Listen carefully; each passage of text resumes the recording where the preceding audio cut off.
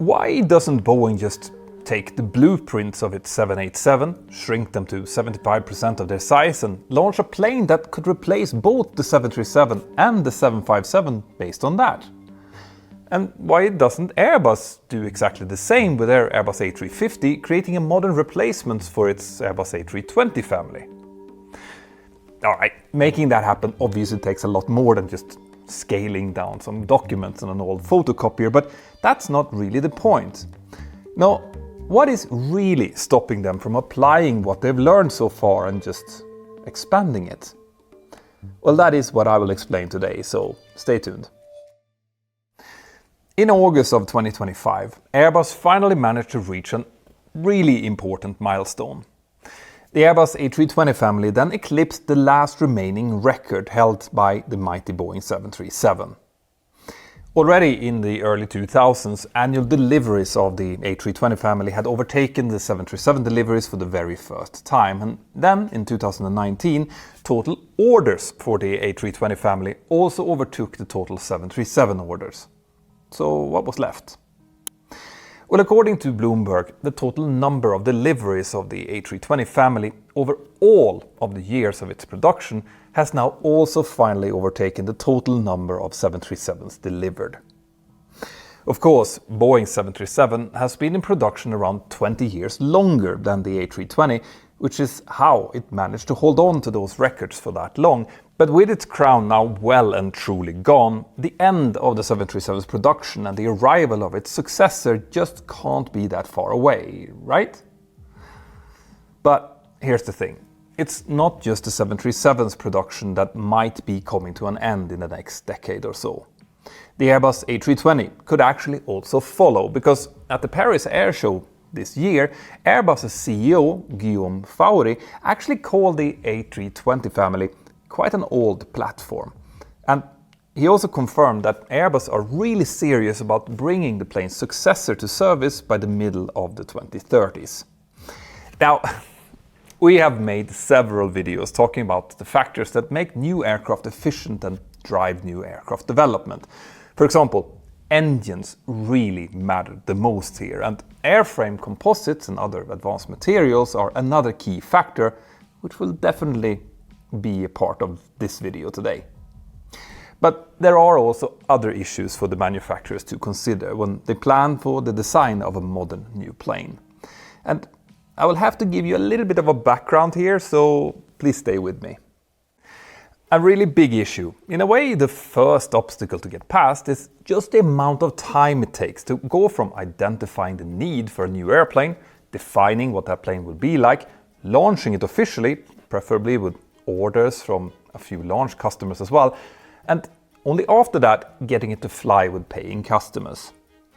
These super long development times are really a sore point in the industry right now, because they push development costs up a lot, and they also make manufacturers vulnerable to what's known as commercial uncertainties.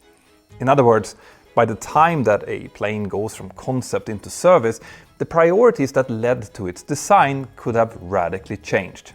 Airbus A380, I'm looking at you.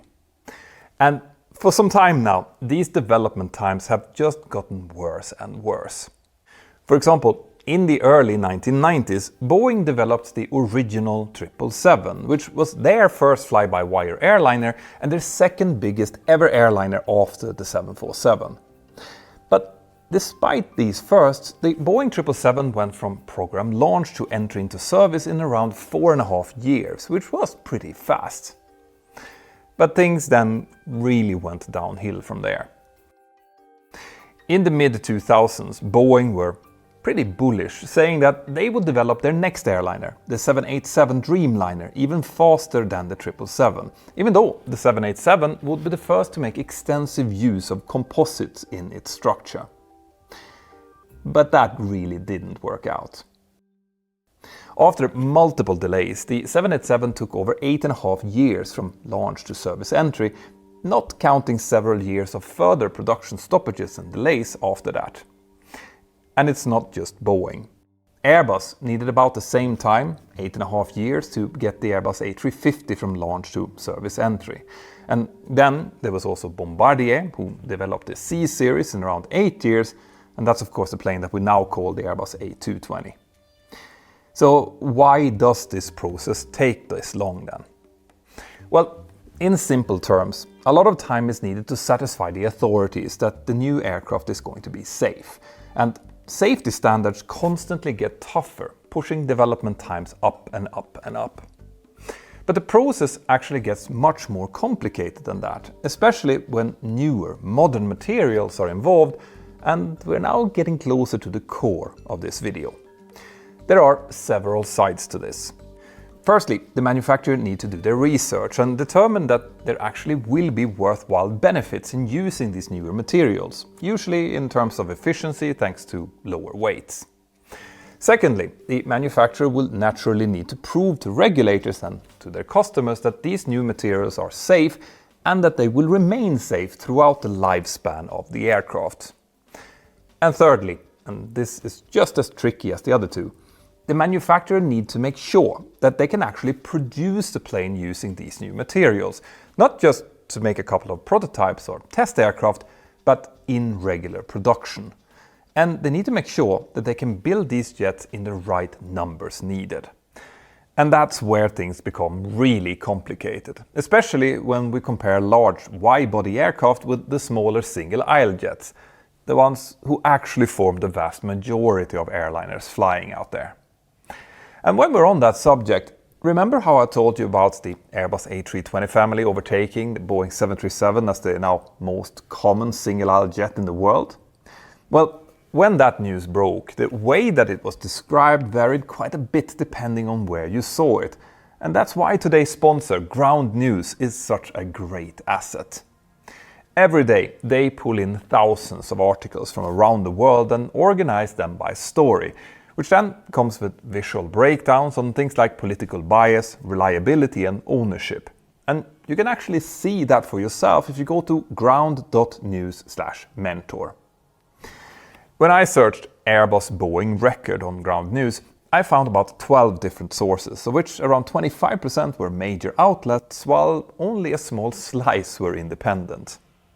Ground News also makes it easy to compare how outlets frame the story, depending on political lean. For example, the left-leaning Bloomberg highlighted the competition and Boeing losing their dominance, whilst centrist Corriere della Sera focused on the milestone itself. Same event, different angles. Ground News shows every outlet's factuality, so you know who you can trust. And the custom Mentour feed pulls together all of the aviation news that I care about into one place so that you can easily find it. It is really our go-to place for independent research. So for the full picture, not just the loudest headlines, go to ground.news/mentor. Scan this QR code or use the link here below. That will give you 40% off the plan that I use. That's $5 per month for a limited time. Thank you, Ground News. Now back to the video. So knowing all about this, about prolonged development times and especially the need to ensure that manufacturing with new materials work in the scale needed, let's go back to the question that I asked in the very beginning. Can't Boeing just take the blueprints of its 787 and just shrink them down to make a super modern 737 and a 757 replacement? Well, the quick answer to that is yes, in theory they could do something like that, but it would likely be an incredibly bad idea. The reason for that is, among other things, that there are some production methods that Boeing chose for the 787 that they may have regretted, which I'll get back to shortly. But let's start with a more fundamental problem. Since the production of the Boeing 787 began, the highest number of 787s that Boeing have ever been able to produce per month is 14. And that rate was achieved quite some time ago when Boeing were assembling 787s in two separate places, one in Everett in Washington State and a newer facility in North Charleston, South Carolina. Since then, Boeing have moved all 787 production over to South Carolina and away from Everett, which was the traditional home of all Boeing wide-body jets. So at the moment, the South Carolina facility has the capacity to make 12 787s per month. Although the latest news is that Boeing has decided to expand the site over there to make a rate of 16 aircraft per month possible. an expansion that should be completed in 2028 according to Leham News. As for Airbus, they actually make even fewer Airbus A350s per month. They plan to reach a rate of 12 aircraft per month by 2028, although to be fair here, the Airbus A350 is a bit younger than the 787, which could still be a factor. But how do these numbers compare with the production rates of single-aisle jets, like the 737 and the Airbus A320 families? Well, the highest number of 737s that Boeing ever made per month was around 52 to 54. And that was just before the 737 MAX was grounded back in 2019 after the two MAX crashes. Now, before the FAA limited the production rate of the MAX to 38 planes per month after the door plug blowout scandal in January, Boeing had plans to push that rate up to 57 or even 60 aircraft per month. And those are rates that they could still theoretically reach, but it will likely take a few years. And Airbus?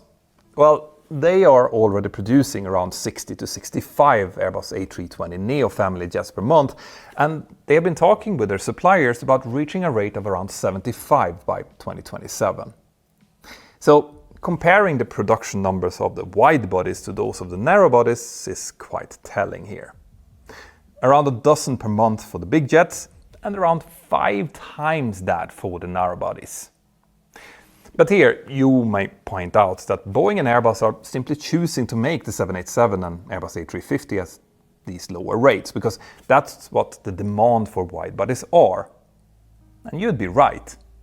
So if Airbus and Boeing adapted these aircraft designs to make something smaller to replace the 737 and Airbus A320, they could simply produce more of them, right? Well, actually, no. In reality, since Boeing and Airbus knew approximately how many jets they would need to make per month, they chose production methods that made sense for those rates. But scaling up those methods to produce the necessary numbers of single-aisle jets just isn't possible. Scott Hamilton and Björn Färm have analyzed this in many of their articles over in Leham News, which I really hope that you have checked out by now. They are fantastic. And this is where we need to talk about something called the autoclave production process. That's used to make parts from carbon fiber composites. Basically, an autoclave is a furnace that heats and pressurizes the parts so that they will cure properly and acquire their desired properties. You can think of them as a mix between an oven and a pressure cooker, except much, much bigger. To make a wing for the Airbus A350, for example, Airbus needs an autoclave, which must be the same size of an Airbus A350 wing. And that is exactly what they're using. The upper and lower wing sections are cooked separately, and that's actually what they call this process, but each section is still the full size of the wing, making it huge. The same goes for the fuselage of the A350. It is made in sections where each section is a long arc of fuselage which has to be cooked in the same way before being assembled into full fuselage tubes. Now Boeing builds the 787 fuselage a little bit differently. They lay up carbon fiber barrel sections in one go, so each barrel section goes into an even bigger autoclave as one piece. In theory, that's a better process because it creates lightweight parts that have relatively few joints when put together. But there are, of course, still a few problems here. First of all, these autoclaves are massive. Just the logistics of making and transporting these autoclaves are insane, because these things are the size and weight of submarines. So it's probably a good thing that the fuselage of the new 777X is still made out of aluminium alloys, because it is even bigger than the diameter of the 787's fuselage. Now, it's true that these autoclaves wouldn't need to be as big if we use them to make fuselages and wing skins for planes the size of the 737 or an Airbus A320, but frankly, that would be besides the point. You see, it takes a considerable amount of time to prepare parts for the autoclave, cure them in it, and then remove and process them further. Plus, autoclaves are expensive, energy intensive, and it's not practical for a factory to have dozens of them. So in practice, as Scott Hamilton explains, all this means that if aircraft manufacturers want to make the next generation of airliners out of composite materials, they have to develop a different process to do so. And that means that the existing experience that Boeing and Airbus have making the 787 and the Airbus A350 respectively isn't necessarily transferable to the planes that they will design and build in the future. And not only that, Boeing in particular learned that even though the barrel sections that they use to make the 787 have their advantages, they can create other problems when these sections are joined together. That's actually what caused the 787's production to stop for many months in 2020 and 2021. So because of that, analysts like Björn Färm explain that the barrel method will likely not be used to make other airliners. But Boeing and Airbus have known about the challenges of using autoclaves for some time now, so they have been working on creating other production processes to make large parts out of carbon composites. It is possible to make such parts using an out-of-autoclave process, where the parts can cure in a normal atmospheric pressure. But doing that and ensuring that they have the right properties in strength and weight with no imperfections is actually quite hard, and we may have already seen this go wrong. As we covered in a previous video, Russia's Irkut MC-21 gained around 6 tons of weight when it was recently redesigned to rely on Russian parts only. This redesign included the plane's own structure, because the carbon fiber used to make it was sourced from outside of the country, mainly Japan, and Irkut then made the plane's new, all-Russian wing using an out-of-autoclave process. Now, we don't really know how much of that 6-ton weight increase was due to that. The plane's Russian engines were probably a bit heavier too, but the plane's new wing was the main structural change that was made to the aircraft as far as we know. Anyway, going back to Boeing and Airbus. The work the two manufacturers are doing now to develop new materials also goes beyond carbon composites. They are now also looking at things like thermoplastics and other materials whose manufacturing doesn't include autoclaves. Boeing are working together with NASA to develop those types of new materials and processes, and Airbus are working with various other company partners on their wing of tomorrow to achieve the very same goal. A lightweight composite wing for a short to medium haul airliner that can also be produced fast. But here it is also worth pointing out that it's not sure that composites really are the best way to make the next single-aisle airliner once you factor in all of the parameters, including aircraft efficiency and manufacturing costs. For example, when Mitsubishi first decided to launch a regional aircraft, initially called the Mitsubishi Regional Jet or MRJ, they intended for a lot of the plane's structure, including the wing and the wing box, to be made out of composites. But several years into the plane's development, Mitsubishi then decided to redesign the aircraft so that its wing and wing box would be made out of standard aluminium alloys instead. And why? Well, because the more conventional construction allowed the company to make structural changes between model variants, or later down the line if they needed. Composites would have required heavy investments in tooling that would need to be remade if any structural modifications became necessary. And changes between variants meant that the wing and wing box could now be optimized more efficiently between large and small versions of the MRJ. Now, the whole MRJ project was unfortunately then later cancelled due to the pandemic and other factors within the company itself, and larger, more experienced aircraft manufacturers like Boeing and Airbus will likely have more resources to optimize different aircraft versions with composite parts. But all of this explains something that we've been hearing for a long time now. That the next aircraft that Boeing and Airbus make won't just compete on efficiency that we usually concentrate on. Instead, the production methods of these future planes will possibly be equally important, as they will determine how expensive these aircraft will be, which is always a worry with modern composites. And what material are used will also decide how fast Airbus and Boeing will be able to put them together. Analysts are adamant that whatever happens, the two manufacturers will want planes that can be made at rates as high as 80 jets per month, if not even higher. And also, When determining these things, it's worth bearing in mind just how long the 737 and the Airbus A320 have already been in production for. You see, even if you use the newer Airbus A320 as an example, that plane is already more than 3.5 decades old. So Airbus and Boeing have to assume that their next single-aisle jets could stay in service for 3 decades or even more. That means that they now need to do some serious future-proofing, both for their efficiency and for their production prospects, which could include some less obvious traps.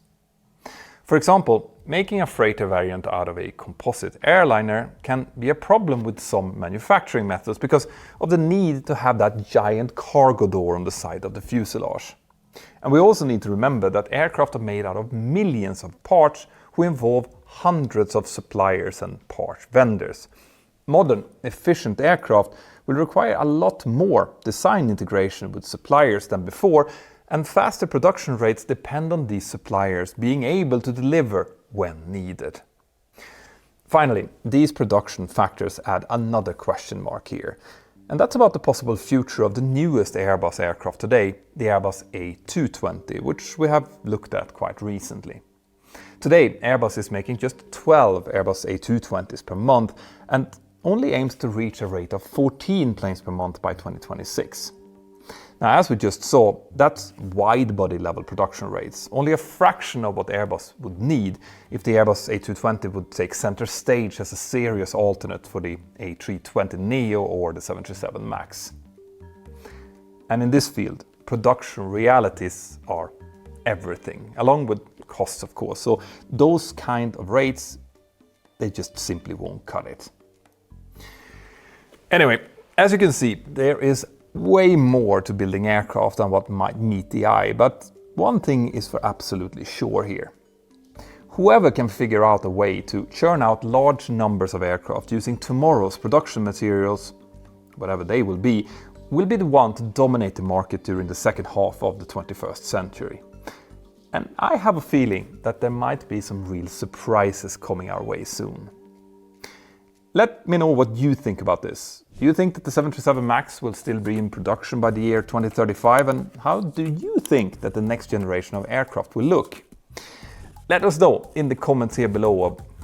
And also, I really hope that you have checked out me and Ben's podcast over on the Captain Speaking channel.